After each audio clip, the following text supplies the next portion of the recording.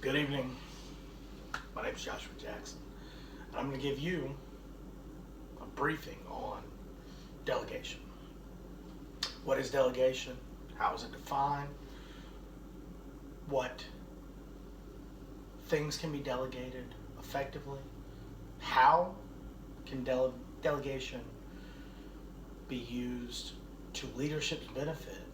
And how can we efficiently delegate tasks to others to get the most potential out of each person that is doing these new tasks? Delegation is defined as allowing or entrusting a task or a goal or any kind of item to another person. Um, they're not so much as giving it away as just transferring some of it to them. Important thing to remember about delegation is this is something that I learned when I was very young in the restaurant management industry, was you delegate the task, you accept the blame. Now, when I delegate a task to somebody else and they screw it up, hey, it's on me. I take 100% of the blame and we try to move on from there. But when they do well in that task, I try to give that blame. Hey, Sally did a wonderful job at task A today. We really want to make sure we recognize her. Really good job. That's something that a lot of new leaders forget about. I don't know, I did myself. I forgot that, we're all a team here, so it's okay. We're all a team, but we're individuals. Individuals love accolades. They love to be reminded that they've done well. A team award or a team promotion, a team thing, these will help, but they're not as personal as reminding an individual that they've done something wonderful. For leadership, there's three really good reasons why delegation is important and should take place in any kind of team. It could be a restaurant, it could be a fighter squadron, it could be three guys that open a plumbing business together. Delegation has to happen for the success of everyone. But a lot of leaders forget or don't see the end result of the why. Why is it gonna be good? Task management would be one of the biggest things. As a leader, you have a plate full of tasks. You have X, Y, Z, A, B, C of tasks that need to be done. One way to accomplish all of your goals that you need to be doing in any kind of set of time, if it's a week, month, year, is to delegate tasks to the individuals that work with you or work around you, for you, under you, however you want to describe it. I choose to always say with. Some other people say under. That's not important. What is important is making sure that you're delegating tasks to individuals so that they can achieve all the goals that are important to your company or your regiment or just your sales goals or anything like that. These are the biggest reasons why we should delegate. Another really amazing reason is that it gives those that are working with you that may not be on your level an ownership of your business or your objective. They need to have an ownership of it. They need to feel like they're a part of it so that they can buy into what you're selling.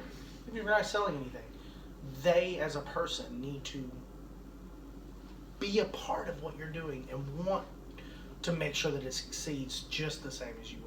With delegation, they have an ownership of a task, and they know that if they succeed at their task, then the whole goal can be successful, and that everybody will benefit.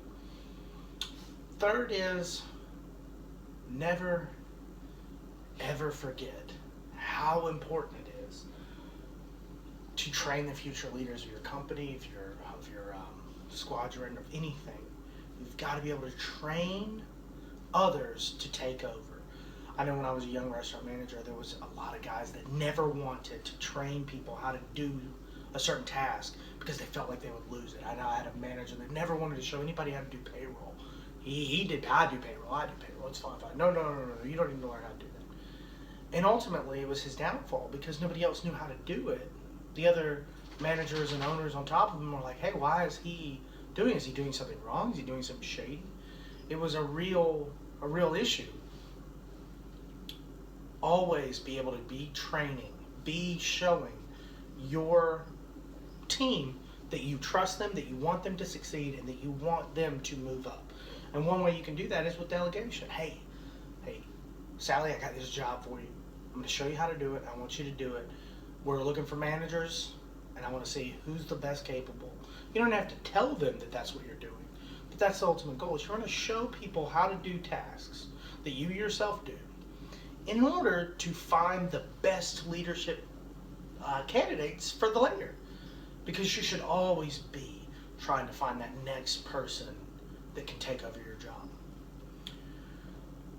Those are three really big reasons why you should always delegate as a leader. Now, the second half of this is going to be about how can a leader effectively delegate tasks? How do I do it? I can't just, throw the ball to Sally and say, "Hey, Sally, you just run with this. You just do it now. You're in charge of logistics for UPS. Just go ahead and do that." No, you need to do a few things to make sure that they have a way to be successful in those things that you're delegating to them. There's going to be three things, and these are three small things, but they're three huge things as well. Always make sure that your team's prepared. If I hand you a wonderful hammer here, and I tell you, hey, Sally, I need 2,000 sheets of paper cut in half. Here's your tools. You got 12 seconds. Go ahead and get that done. Well, that's impossible. It's ignorant, and it's going to be hurtful for you, for Sally, for the whole goal. Because you need the paper cut in half, and now she has inadequate ability to use a tool, the wrong tool for the job. She has an unrealistic amount of time to do it. She might not be trained on a Shaolin monk technique that can use a hammer to cut paper. None of these things are proper. What you need to do is you need to hand Sally, hey, Sally, got these scissors for you. They're wonderful. They're two-sided. Cut this paper in half. If you go up the middle, makes it a lot easier. You can do it in a lot less time.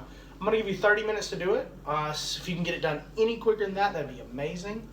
But I got this workstation over here for you. It's a level height, so it'll make it easier for you to stand up and do this in an appropriate manner. If you have any problems, any questions, please come to me. I'll be doing a couple other tasks and I'll be around. I want to make sure that I'm here to help you. Those are the things you really need to do. You need to give them a timetable. You need to give them the proper tools. A lot of companies don't give their employees the tools they need to actually fulfill jobs, and that leads to people trying to create shortcuts or do different things that are very detrimental not only to their own safety, but to the achieving the goal, which is why you're doing the delegation in the first place. Another way that you can effectively delegate tasks to people and get a bunch of goals done is to allow mobility. If Sally is always putting bumpers on cars over here at your manufacturing plant, maybe she'd be really good at doing interiors.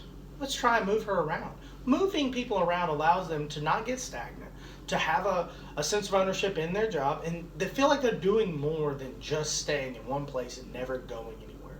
Because people want to feel like they have somewhere to go and they have something to do.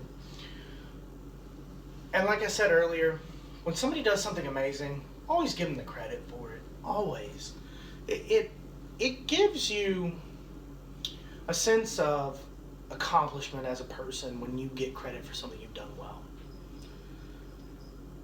In this briefing, I've tried to show you a few ways that leadership can effectively make their lives better by delegating tasks out to other individuals. I've tried to give you a few ways that you can efficiently delegate tasks to your staff or to your regiment or wherever you're doing. But it always is going to fall back on you as a leader to take accountability for making your team's life much better. Thank you and have a great day.